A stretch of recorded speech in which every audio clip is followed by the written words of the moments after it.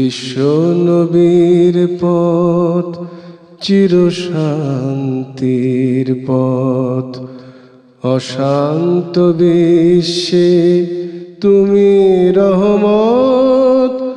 এসো তাই মেধা মননে জেনে নি। নাহমাদুহু ওয়া নুসাল্লি আলা রাসূলিহিল কারীম। বিসমিল্লাহির রহমানির রহিম। সম্মানিত দর্শক শ্রোতা, আসসালামু আলাইকুম ওয়া রাহমাতুল্লাহ। শুরু হচ্ছে দরসে হাদিস সাপ্তাহিক আয়োজন এনটিভি কর্তৃক।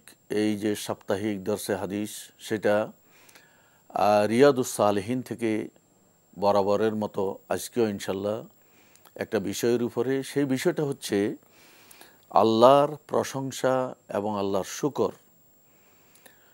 এই বিষয়ের উপরে এর গুরুত্ব এবং এর ফজিলত, এই বিষয়ের উপরে আজকে আমরা ইনশাল্লাহ কিঞ্চিত আলোচনা করব, কারণ এই বিষয়টা অনেক বড়, ব্যাপক। তো আমরা আজকে আমাদের দর্শক শ্রোতাদের উদ্দেশ্যে এই বিষয়ের উপরে দরসে হাদিসে আমরা কিছু বিষয় নিয়ে আসব। আশা করছি যে আপনারা মনোযোগ দিয়ে শুনলে ইনশাআল্লাহ উপকৃত হবেন। একখানা হাদিস তেলাওয়াত করছি। আন আবি হুরায়রা রাদিয়াল্লাহু তাআলা আনহু قال উতিয়া লাইলাত উসরা বিহি বিকাদাহাইন মিন খামরিন ওয়া লাবানিন ফানাযারা ইলাইহিমা ফাআখাযা আল-লাবানা ফাকালা জিবরিল আলাইহিস সালাম আলহামদুলিল্লাহিল্লাযী হাদাকা লিল ফিতরাতি লাউ আখাযতাল খামরা গাওয়াত উম্মাতুকা। রাওয়াহু মুসলিম। মুসলিম শরীফের রেওয়ায়েত। হযরত আবু হুরায়রা রাদিয়াল্লাহু তাআলা আনহু বর্ণনা করেন যে রাসূলুল্লাহ সাল্লাল্লাহু আলাইহি ওয়াসাল্লাম ইরশাদ করেছেন, মেরাজের রজনীতে যখন জিবরাইল আলাইহিস সালাম রাসূলুল্লাহ সাল্লাল্লাহু আলাইহি ওয়াসাল্লামকে নিয়ে আকাশের পথে আরশের উদ্দেশ্যে আল্লাহ তাআলার সঙ্গে সাক্ষাতের জন্য রওনা দিয়েছিলেন, তখন তার সম্মুখে দুটি পেয়ালা আসলো। তিনি দেখলেন যে তার সম্মুখে দুটি পেয়ালা আসছে, একটা হচ্ছে দুধের আর একটা হচ্ছে মদের। রাসূলুল্লাহ সাল্লাল্লাহু আলাইহি ওয়াসাল্লাম জানতেন না কোনটাতে দুধ কোনটাতে মদ, তিনি কিন্তু জানতেন না। তো তাকে বলা হলো যে আপনার যেটা পছন্দ সেটা নেন। আল্লাহ তাআলার এমন কুদরত ইচ্ছা যে আল্লাহ রসুলকে আল্লাহ তাআলা কিভাবে পরিচালিত করেন ভালোর দিকে। তিনি প্রথমেই হাত বাড়িয়ে দুধের পেয়ালাটা গ্রহণ করলেন। তখন জিবরাইল আলাইহিস সালাম বললেন, আলহামদুলিল্লাহ, আল্লাহ তাআলার শুকর, যেই আল্লাহ তাআলা আপনাকে হেদায়েত করেছেন ফিতরতের দিক থেকে, প্রকৃতিগতভাবে আপনার মধ্যে মজ্জাগতভাবে আল্লাহ তাআলা হেদায়েত দান করেছেন। কারণ এই প্রকৃতিগতভাবে কেউ আপনাকে বলে নাই, আপনি জানতেন না, বুঝতেন না কোনটাতে কি, কিন্তু আপনি হাত দিয়ে ফেলেছেন কোনটাতে, যেটা ভালো, যেটা অত্যন্ত কল্যাণের আপনার উম্মতের জন্য, আপনার জন্য। এটার দ্বারা এটাই ইঙ্গিত করছে যে আপনার উম্মত কোনোদিনও ভুল পথে পরিচালিত হবে না। আল্লাহ তাআলা যদি তাদেরকে হেদায়েত দান করেন, যদি আপনি মদের পেয়ালাটি গ্রহণ করতেন তাহলে কি হতো, আপনার উম্মত পথভ্রষ্ট হয়ে যেত। কিন্তু আপনি কল্যাণের পেয়ালাটা নিলেন, দুধের পেয়ালাটা নিলেন, তাতে আল্লাহ তাআলা আপনার উম্মতের জন্য এর মধ্যে হেদায়েতের একটা ইঙ্গিত বা সেখানে ইশারা আছে যে আপনার উম্মত হেদায়েতপ্রাপ্ত হবে ইনশাআল্লাহ। জিবরাইল আলাইহিস সালাম বললেন, আলহামদুলিল্লাহ। নবীজির এই কাজটার সঙ্গে সঙ্গে জিবরাইল আলাইহিস সালাম একটা শিক্ষা দিয়ে পেলেন আল্লাহর পক্ষ থেকে, যে কোনো কিছু অর্জিত হলে, কোনো ভালো কাজ করলে বা করতে গেলে কি বলতে হবে, আলহামদুলিল্লাহ বলতে হবে। তো এখানে আমরা কোরআনুল কারীম থেকেও কিছু শিক্ষা পেয়ে থাকি, কারণ হাদিস তো কোরআনুল কারীমের ব্যাখ্যা। আল্লাহ রাসূল সাল্লাল্লাহু আলাইহি ওয়াসাল্লাম মূলত কোরআনের ব্যাখ্যা তার জবানে যা দিয়েছেন সেগুলোই হাদিস। তাহলে আমরা মূল গ্রন্থ কোরআন থেকেও একটু শিক্ষা নেই। এই যে আল্লাহর প্রশংসা এবং আল্লাহর শুকরের উপরে কোরআন আমাদেরকে কি বলছে। বিসমিল্লাহির রহমানির রহিম। ক্বাল আল্লাহু তাআলা ফাযকুরুনি আযকুরকুম ওয়াশকুরু লি ওয়ালা তাকফুরুন। যে তোমরা, হে আমার বান্দারা, তোমরা আমাকে স্মরণ করলে, তোমরা আমাকে স্মরণ করো, তাহলে আমি তোমাদেরকে স্মরণ করব। তোমরা আমার শুকর গুজার করো, তোমরা আমার শুকর গুজার বান্দা হও, তাহলে আমি কি করব? ওয়ালা তাকফুরুন, তোমরা নাফরমানি করো না, তোমরা কুফরি করো না, তোমরা নাশুকরি করো না, শুকর গুজার হও, শুকর গুজার বান্দা হও, আর আমাকে স্মরণ করো। তো আল্লাহকে স্মরণ করতে বলেছেন। আল্লাহকে স্মরণ করলে আল্লাহ কি বললেন? আযকুরুকুম, আমি তোমাদেরকে স্মরণ করব। এই আয়াতটার বিশাল ব্যাখ্যা রয়েছে হাদিসে এবং তাফসিরে। ফাযকুরুনি, তোমরা আমাকে স্মরণ করলে আমি তোমাদেরকে স্মরণ করব। এখানে ব্যাখ্যাগুলো হলো এই: তুমি যদি আমাকে স্মরণ করো তোমাকে হেদায়েত করার ব্যাপারে, যে আল্লাহ আমি তোমার কাছে হেদায়েত চাই, আমি তোমাকে স্মরণ করব তোমাকে হেদায়েত দিয়ে। সুবহানাল্লাহ। তুমি যদি আমাকে স্মরণ করো এই কথা বলে, আমার কাছে চাও, আমাকে স্মরণ করো যে আল্লাহ আমি তোমার কাছে জ্ঞান চাই, আমি তোমাকে জ্ঞান দিয়ে তোমাকে স্মরণ করব। তুমি যদি বিপদে পড়ে, আপদে পড়ে, কোনো মুসিবতে পড়ে আমাকে স্মরণ করো, তাহলে তোমার মুসিবত দূর করে, তোমার বিপদ দূর করে আমি তোমাকে স্মরণ করব। তুমি যদি তোমার যে কোনো দুশমন অথবা শত্রু থেকে বাঁচার জন্য আমার আশ্রয় চাও, তাহলে আমি তোমাকে হেফাজত করে, বিপদ থেকে নিরাপদ করে আমি তোমাকে স্মরণ করব।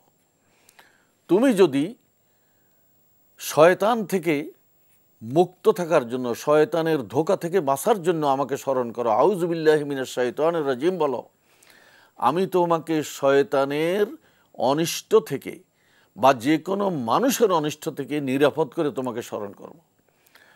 তুমি যদি তোমার গুনাহ মাফির জন্য আমাকে স্মরণ করো, যে আল্লাহ আমি অনেক গুনাহ করে ফেলেছি, আমাকে ক্ষমা করে দাও, এই কথা বলে আমাকে স্মরণ করো, আমি তোমার গুনাহ মাফ করে তোমাকে স্মরণ করব। তুমি যদি দুনিয়াতে আমাকে স্মরণ করো, আমি তোমাকে কবরে, হাসরে, মিজানে, ফুলসেরাতে তোমাকে স্মরণ করব। সুবহানাল্লাহি বিহামদিহি। সম্মানিত ভাই বোনেরা, আপনারা শুনলেন যে এই আয়াতের ব্যাখ্যাটা হাদিসে কিভাবে দেয়া হয়েছে, যে আল্লাহ তাআলা আমাদেরকে আল্লাহকে স্মরণ করলে প্রতিটি অবস্থায়, প্রতিটি ক্ষেত্রে, যে কোনো অবস্থায়, যে কোনো ক্ষেত্রে যদি আল্লাহকে আমরা স্মরণ করি, আল্লাহ ওয়াদা দিচ্ছেন আল্লাহর নিজের কোরআনে, নিজের ভাষায়, যে আমি তোমাকে স্মরণ করব। এখন আল্লাহ তাআলা বলেন যে তোমরা শুকর আদায় করবে, অর্থাৎ আল্লাহর প্রশংসা এবং আল্লাহর শুকর এবং আল্লাহর কাছে চাওয়া, আর কারো কাছে না চাওয়া। এভাবে আল্লাহকে স্মরণ করতে হবে, আল্লাহর শুকর আদায় করতে হবে, যে কোনো অবস্থায় সবর করতে হবে। মুমিনের দায়িত্ব হলো দুটো: যা পেলাম সেটার জন্য শুকর আদায় করব, আর যা পেলাম না সেটার জন্য সবর করব, ধৈর্য ধারণ করব। ধৈর্য ধারণ করলে আপনি যা চেয়েছেন তার চেয়ে বহুগুণ বেশি এসে যাবে। নিজের জীবনে পরীক্ষা করে দেখুন, যত কষ্ট আসুক হালাল ছাড়বেন না, যত কষ্ট আসুক মিথ্যায় যাবেন না, সত্যের উপর সত্য আঁকড়িয়ে ধরে রাখুন। কষ্ট তো হবেই, কষ্ট একটু করুন, তারপরে দেখবেন আপনার ধৈর্য যদি থাকে, ইমানের বলে বলিয়ান হয়ে আপনি মিথ্যার সঙ্গে যদি মিথ্যা সত্যের সঙ্গে সংযোগ না করেন, মিথ্যাকে এনে সত্যের সঙ্গে না মিলান, বাতিলকে হকের সঙ্গে না মিলান, এবং হারামকে হালালের সঙ্গে না মিলান, আপনার কষ্ট হচ্ছে, আপনি ধৈর্য ধারণ করুন, তাহলে দেখুন কি আসে আপনার জন্য। এত সুখ শান্তি আসবে, এত অঢেল আপনার জন্য আসবে, সেটা আপনি হিসাব করে কুলে উঠতে পারবেন না। শুধু আখিরাতে নয়, দুনিয়াতেই আল্লাহ তাআলা দেখাই দিবেন। এটার হাজারো লক্ষ কোটি প্রমাণ রয়েছে। সম্মানিত দর্শক শ্রোতা, একখানা হাদিস আল্লাহ তাআলা কোরআনুল কারিমে আরও বলেছেন, ওয়াকুলিল হামদুলিল্লাহ, হে রসুল আপনি বলে দিন যে আল্লাহর জন্য সকল প্রশংসা।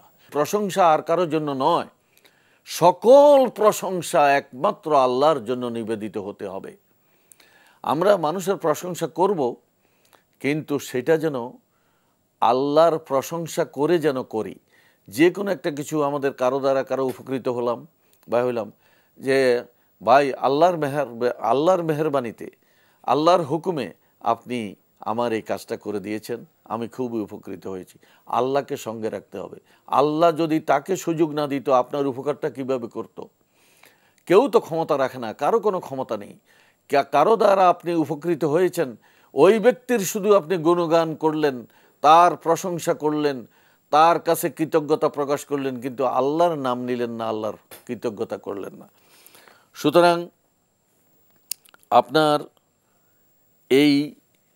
এভাবে একখানা হাদিস আছে, রসুল করিম সাল্লাল্লাহু আলাইহি ওয়াসাল্লাম ইরশাদ করেছেন, কুল্লু আমরিন জিবালিন লাম ইয়াবদাউ বিহামদিল্লাহ আও বিসমিল্লাহ ফাহু আক্তাউ আও কামা ক্বালা আলাইহিস সালাতু ওয়াস সালাম। হযরত আবু হুরায়রা রাদিয়াল্লাহু তাআলা আনহু থেকে বর্ণিত, তিনি বলেন যে রাসূলুল্লাহ সাল্লাল্লাহু আলাইহি ওয়াসাল্লাম বলেছেন, প্রতিটি গুরুত্বপূর্ণ কাজ, বৈধ কাজ আল্লাহর প্রশংসা সহকারে শুরু করা না হলে তা অসম্পূর্ণ থেকে যায়, সেটা বাতিল হয়ে যায়, সেটা অসম্পূর্ণ থেকে যায়, সেই কাজটি পুরোপুরি হয়নি। যে কোনো কাজ করেন, আপনি যদি সেখানে শুরুতে আল্লাহর নাম না নেন, কাজটার শুরুতে যদি আপনি আল্লাহর নাম না নেন, তাহলে এই কাজটি পরিপূর্ণ হবে না। অর্থাৎ এই কাজটি আক্তাও, এটা বাতিল, এই কাজটার আর আল্লাহর কোনো জিম্মাদারিতে নেই।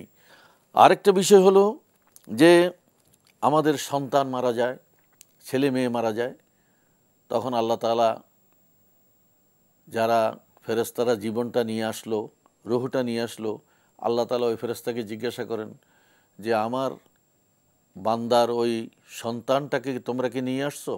বলে হ্যাঁ। তোমরা কি তার প্রাণের টুকরাটাকে নিয়ে আসলে তোমরা? বলে জি হ্যাঁ, আপনার হুকুমে নিয়ে আসছি। তোমরা কি একটু দয়া করলে না তার প্রতি? জি না, আপনি যেহেতু নির্দেশ করেছেন, তার সময় শেষ হয়ে গেছে, আমরা জীবনটা নিয়ে আসছি। আল্লাহ তাআলা একটু যাচাই করতেছেন যে ফেরেশতারা এই কথাগুলো বলে কি বলেন দেখুন। আল্লাহ তাআলা বলেন যে, তো আমার বান্দার প্রাণের টুকরা, কলিজার টুকরা ছেলে মেয়েটাকে তোমরা জীবন হরণ করে নিয়ে আসলা, তার রুহটা নিয়ে আসলা, তার সন্তানটা যে মৃত্যুবরণ করলো, সে কি বলছে, কি করছে? বলে সে বলছে ইন্না লিল্লাহি ওয়া ইন্না ইলাইহি রাজিউন।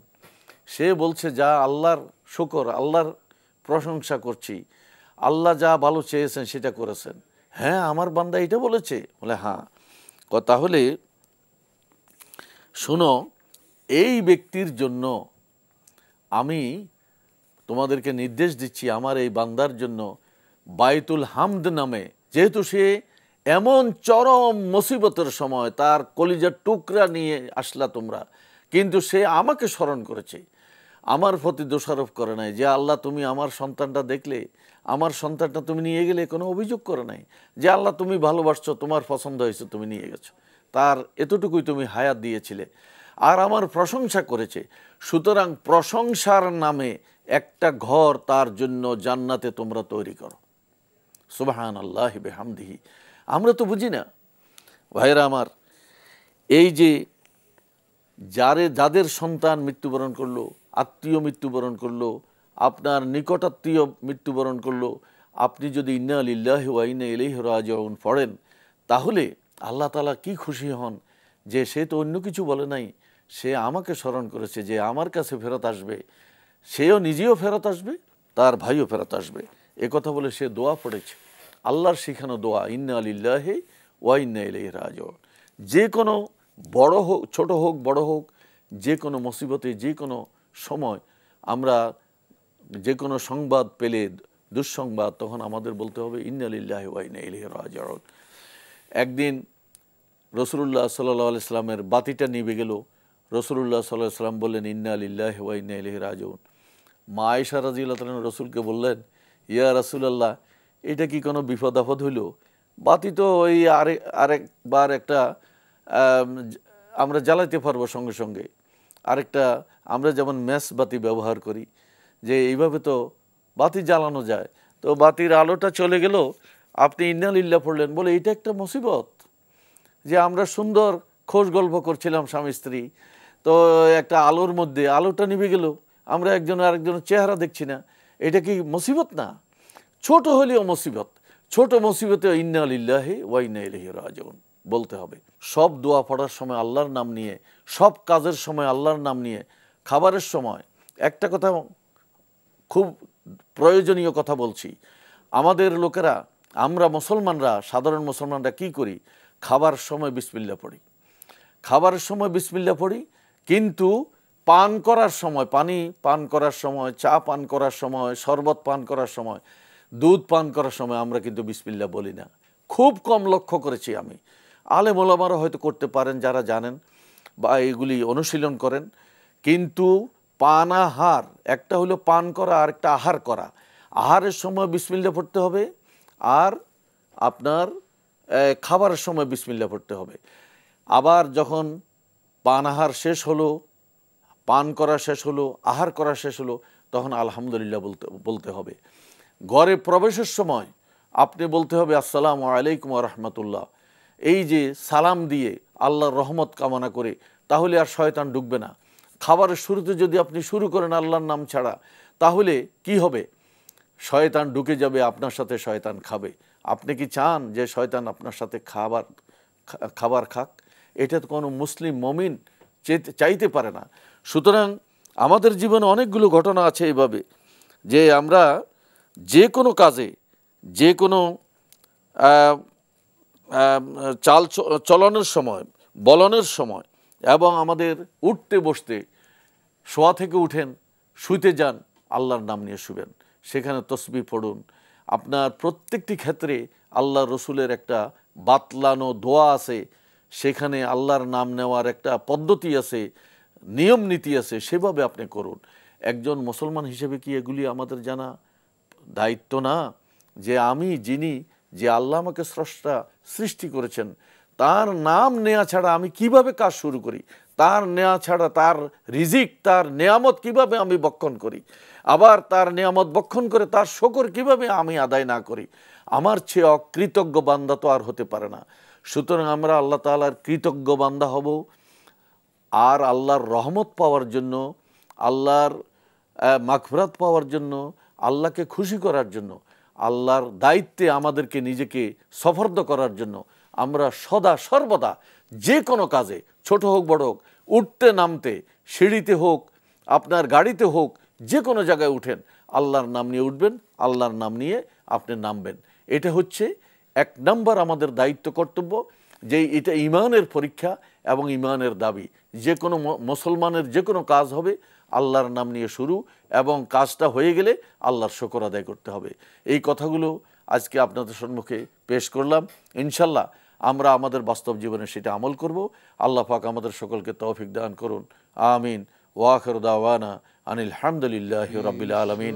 আসসালামু আলাইকুম ওয়া রাহমাতুল্লাহি ওয়া বারাকাতুহু। চিরশান্তির পথ অশান্ত বিশ্বে তুমি রহমত, এসো তাই মেধা মন